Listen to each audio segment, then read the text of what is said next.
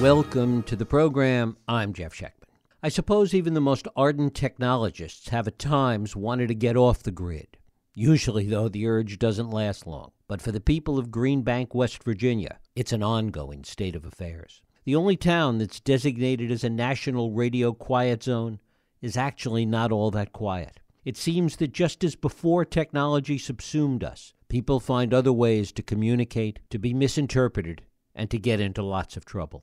The story of Green Bank and its people is where my guest, Stephen Kurczy, takes us in his wonderful new book, The Quiet Zone. Stephen Kurczy is an award-winning journalist whose work has appeared in numerous publications, including the New York Times, The New Yorker, and The Economist. He's a graduate of the Columbia University School of Journalism, where he was a Knight Fellow in Business and Economics Journalism. He has covered finance, global affairs, sports, and been a foreign correspondent, and it is my pleasure to welcome Stephen Kurczy here to talk about The Quiet Zone, unraveling the mystery of a town suspended in silence. Stephen, thanks so much for joining us. Jeff, thanks for having me, and thanks for that wonderful introduction. Well, it's great to have you here. How did you first come to know about Green Bank? I just did a simple search online for places without cell service. And the reason I did that was because back in 2009, I threw away my first and last cell phone. It was kind of like a trivial decision initially. It was old, and I was going to be traveling across Asia, and it wasn't going to work anyways, and I just kind of wanted to take a break from it. And when I came back to the United States, it kind of evolved into more of a refusal to get a cell phone, to get a replacement smartphone.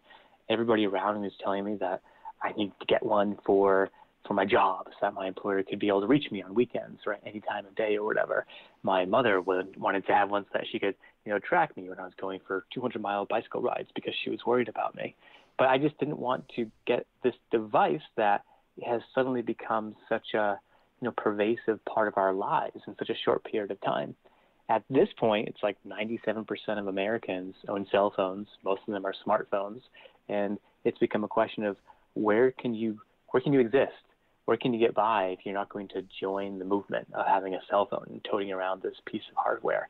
And that question is what led me to Green Bank. I guess it was Green Bank or the Amish country in Pennsylvania, although they may have cell service. Yeah, I've read articles about how they have their own workarounds. Like they absolutely have cell service there, and they're willing to use that technology occasionally. There's like a kind of like a conceding to the fact that these devices have become such an integral part of our lives, or so we seem to think. And tell us about Green Bank and what it is, where it is, and why it is. Green Bank is unique worldwide. It's unique in the United States and worldwide for being the home of America's very first National Radio Astronomy Observatory and the world's very first radio quiet zone set aside for radio astronomy. So back in the 50s, the National Science Foundation underwent a search of the entire East Coast of America, looking for the most radio quiet place suitable for hosting a collection of large radio dishes. These things are massive in size. The largest one today in Green Bank is like 330 feet by 360 feet wide. It's like the square footage of 2 football fields, and it's pointed up at the sky, and it's kind of detecting these just minuscule energy waves raining down on Earth from the heavens. You can't do that work if you're in a radio noisy environment. So that's why they did this massive search looking for the quietest place, and they found Green Bank, and it's quiet naturally. It's surrounded by a noise-canceling ring of mountains. There's no highway going through the county. There's only 3 stoplights to this day, only 1 newspaper, only about 8,000 people spread out over an area the size of Rhode Island. So it's naturally quiet. And then it's continued to be quiet because of these state and federal laws. There's a state law mandating that within 10 miles of the observatory, if you emit radio frequency interference, you could be subject to a $50 daily fine. And then surrounding that is this federal quiet zone passed by U.S. Congress in 1958, which mandates that any kind of land-based radio or cell or other kind of communications installation has to be approved first by the quiet zone administrator, who is based there in Green Bank. So it's a place that's naturally quiet, and it's quiet by law to this day. And one of the things you talk about, though, is that people do cheat. People do have phones, or they do have things that they're not supposed to be using there. That's right. And that was quite the discovery, because most articles and media reports about this place talk about it being a place where there's no Wi-Fi, where there's no cell phones. And just do a simple search online for Greenbank in the quiet zone, and you'll see these articles in the New York Times and NPR, in National Geographic, on TV, on the radio. It says that people are happy to follow the quote unquote the law of the land and not having smartphones or Wi-Fi. But, pretty quickly, talking with people there and having conversations with them, I was able to dig behind that facade and find out most people do seem to have Wi-Fi, and it was growing exponentially during my time there. In mid-2017, I did a drive around the town with a guy named Chuck Nide. He's like the quiet zone cop. He does these patrols in this truck that has all these antennas sticking out the roof.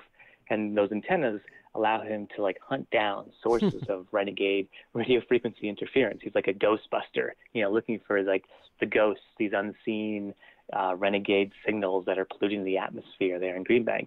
We did a drive around town. We found hundreds of Wi-Fi signals just within a couple miles of the observatory. And it grew by hundreds more over the next 3 years that I was following the town, to the extent that there were more Wi-Fi signals than homes in the area, if that was even possible. People do carry around cell phones and smartphones as well, and they do have microwaves, despite that supposedly being illegal as well in this area. It's not as quiet as we all would like to think that it is. That said, it's still more quiet than in a lot of other areas of America. There's still no cell service deep in that central part, around the observatory.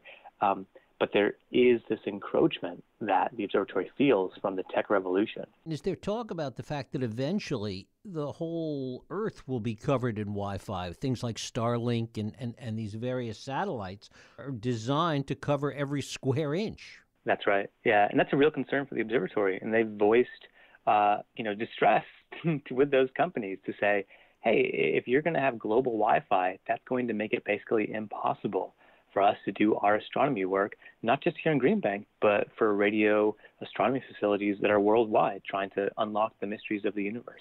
One of the other aspects of the town that you spend a lot of time talking about is the dark side of it, the fact that because it is as isolated as it has attracted an odd collection of folks that purposely want to be off the grid. Talk about that. So quiet manifests itself in strange ways. I found that over the past half century, this naturally quiet area, which has been protected in its quietude by these state and federal laws, has exerted an attracting and magnetizing force for groups and people who have been looking to get away from it all.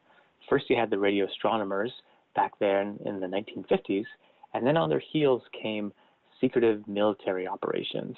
In a nearby town called Sugar Grove is another collection of massive radio antennas. And to this day, the National Security Agency is using those antennas to silently sweep in millions of phone calls and emails and text messages every single hour. It's the country's largest eavesdropping bug. The quiet zone protects not just Greenbank, but also Sugar Grove. The quiet enables the U.S. military, for the NSA, to do its spy work there. And Greenbank is kind of like the front for those secretive operations that are happening nearby in Sugar Grove. So first you had the astronomers, then you had the government spies, then you had this massive wave of hippies and back-to-the-landers. So many came in that the county's population actually rose about 15% in the 70s, which is a big deal given that it's so sparsely populated, and it's been on a continuous, steady, precipitous population decline over the past century amid the fading of the logging industry. So hippies and back-to-the-landers came in the 60s and 70s, and one of them was a fairly famous hippie named Hunter Patch Adams, who arrived in 1980. You may remember Patch Adams from that 1998 film with Robin Williams called Patch Adams, right? Yeah. So he bought about 300 acres of land there in the quiet zone, where he promised he was going to be building a free medical hospital to serve rural Americans. He's since raised millions of dollars for this project and on this promise that he's building a hospital, when in fact to this day he's never treated a single person in the entire county. The quiet has enabled him to kind of operate under the radar, and for him to keep up this kind of vision of him as being a beneficent doctor who's actually doing all this great work, which hasn't actually been done there in Appalachia. Just a couple of years, if you can believe it, after Patch Adams arrived one of the most notorious neo-Nazi leaders in America, a guy named William Pierce, author of a book called The Turner Diaries. It's an infamous novel of race. Yeah, you've heard of it, racist futurism. It's been credited with being an influence on everybody from Timothy McVeigh in the Oklahoma City bombing to more than 40 acts of terrorist violence around the world. And up to recent years, it's still a fundamental text of the racist right. He was based there in the Quiet Zone, operating a $1 million hate media empire, selling his books and literature, having a radio show, and really establishing his headquarters there as being like a mecca for hate leaders worldwide. They would come from Germany, from Europe, from around America, would come into the Quiet Zone, this super quiet place, to like consult with him and meet with him and, get directions on like where the movement was going. Most recently, the Quiet has attracted a group of people known as the Electrosensitives. These people believe that they are made physically ill to the point of debilitating sickness. They're on a hospital bed and even death because of modern day communications from this electromagnetic radiation all around us, from Wi-Fi, from cell service, from microwaves, from your Fitbit, from your Apple Watch. Everything is, the Internet of Things is all around us. Everything is interconnected. And they feel that the only way they can get away from it is by retreating to the Quiet Zone. They see that as their last refuge on Earth from the pain. Do they understand that this is probably not forever, as we talked about before, that the encroachment is happening and in some ways is inevitable? It's a good question. They definitely see themselves as being threatened and at risk, and they feel like they're in this existential situation where here I am in Green Bank, it's under threat. Like the observatory itself has its future is in question because of declining funds from the National Science Foundation, and also just it's an aging observatory, and there are better telescopes coming online around the world, and that money from the government is going elsewhere. If Green Bank were to stop having its observatory, the Quiet Zone would absolutely fade out in that area. You still have Sugar Grove nearby, which needs its quiet, but Green Bank would stop being that quiet place. So for the electrosensitives, they have become vocal advocates for the future of the Green Bank Observatory and for it to remain a radio quiet place. If anything, they're the most vocal supporters of the Quiet Zone. They've been known to go around town, knocking on people's doors saying, turn off your Wi-Fi. It's hurting me and it's hurting the astronomy observatory. They've been known to call the observatory and say, hey, I sent something in town. I think you should look into it for the sake of our health and for the sake of your for the work that you're doing. They absolutely see this as something that they need to fight for. One of the other things is that because of the nature of the people that have collected there, it's also become kind of a hotbed for conspiracy theories and similar kinds of things. Talk about that. It's a fascinating area in so many ways. Aside from the Green Bank Observatory, like I mentioned, you have Sugar Grove, just 30 miles away, also part of the Quiet Zone, and the government actually does secretive operations there. Then just a bit south, at the southern end of the Quiet Zone, in the town of White Sulphur Springs, is this luxury hotel called the Greenbrier. Back in the 50s, unbeknownst to anybody without the highest security clearances, President Lyndon Johnson approved for U.S. Congress to build a secret nuclear bunker that could hold 1,200 legislators in the event of a nuclear holocaust. That was built there. It actually still exists there underneath the Greenbrier at the very southern end of Pocahontas, southern end of the Quiet Zone.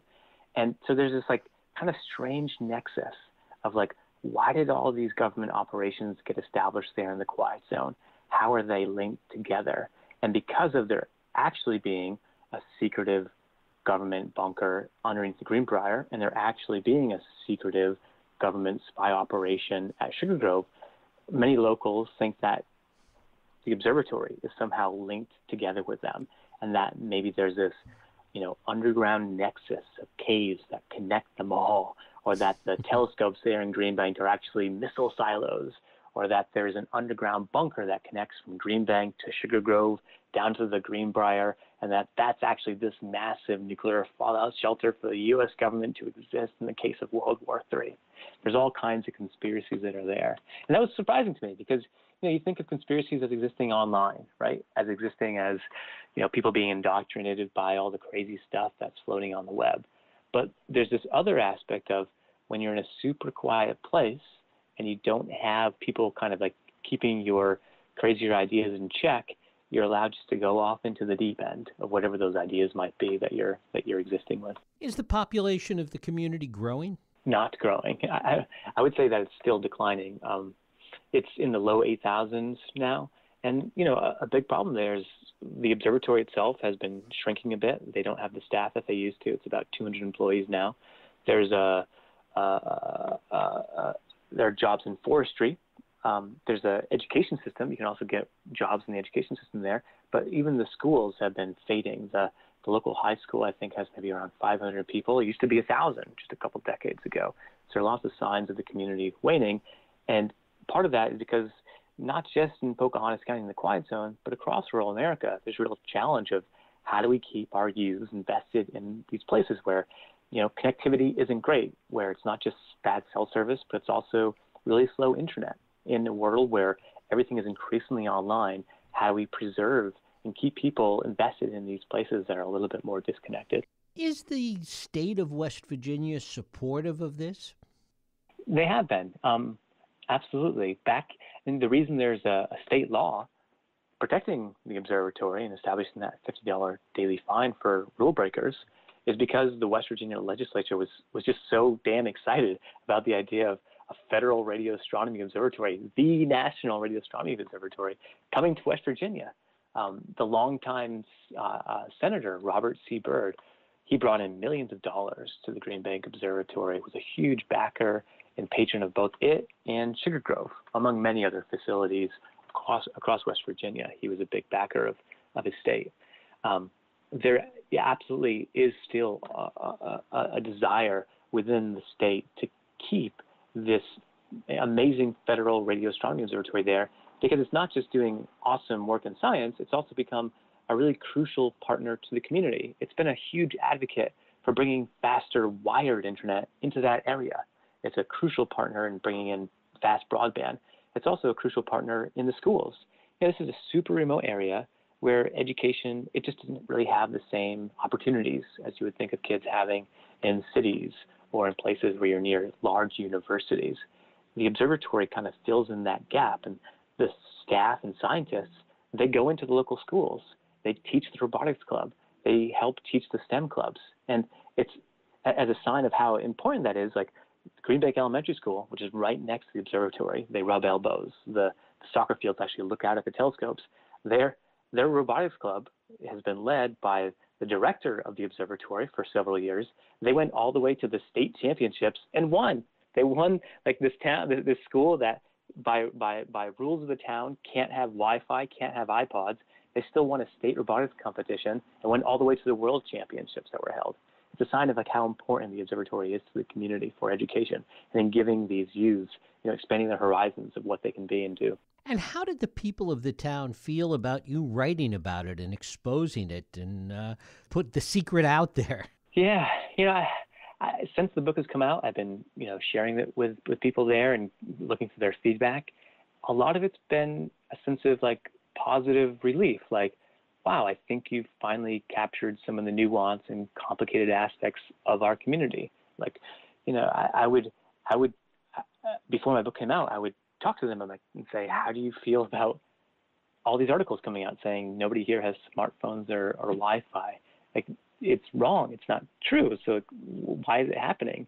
And one local man, Bob Sheets, who became a good friend to me, who often had me over to his house for pancakes or for coffee, told me that, a lot of these articles, it was like, quote unquote, disconnectivity porn. It's like outsiders coming in to ogle at the hillbillies who supposedly don't have cell service and Wi-Fi and are, they're like the savages in Brave New World who are living out on the range.